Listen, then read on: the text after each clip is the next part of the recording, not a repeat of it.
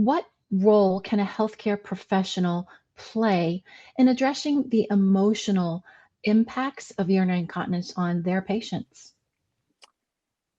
Well, there are so many things that these professionals can do. I think that the first step is just to begin with open and honest communication about the fact that this is a problem. You are not alone. Here are things we can do.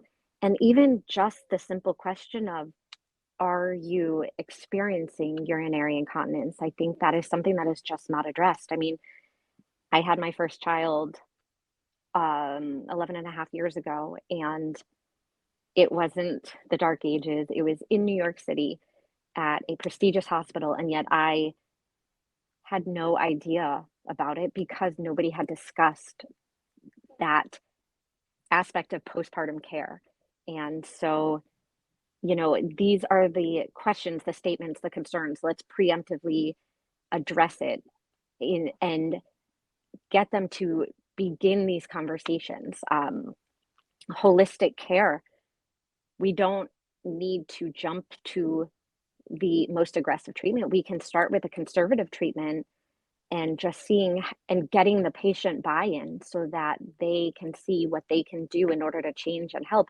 And maybe an aggressive treatment is needed, but the patient can help their recovery in such along the way if they are able to participate in it.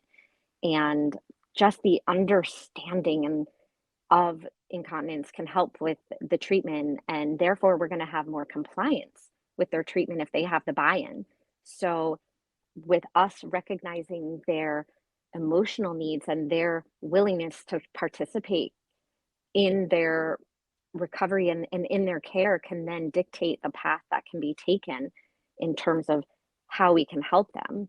Um, and I just think it's important to also know the actual problem as to what is causing the incontinence because we can put a band-aid on it. We can just give them a medication or we can do a surgery, but that doesn't always uh, alleviate the actual problem within itself.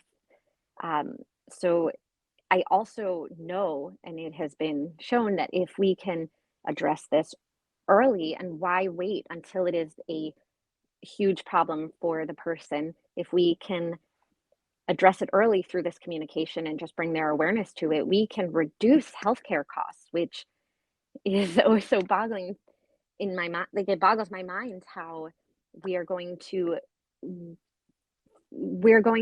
as a society wait until the problem is so bad that we are paying these huge healthcare bills in order to fix it, but it is something that probably could have been addressed and solved with, I mean, a quarter of the cost needed. So we could just really do so much in that area. And then finally, I think it's really important that we can offer support to caregivers, as we know that it does not just, it affects the person along the spectrum of their lifespan. And since not everybody has had the same awareness of incontinence, now a lot of it may fall on the caregiver because, like, as Dr. Cohen said, as a person ages and it becomes more and more prevalent, um, and also a reason for admittance to nursing homes and such, if we are giving the support to the caregivers and showing them what they can do and how they can help, we really could improve a person's just emotional well-being, their support, their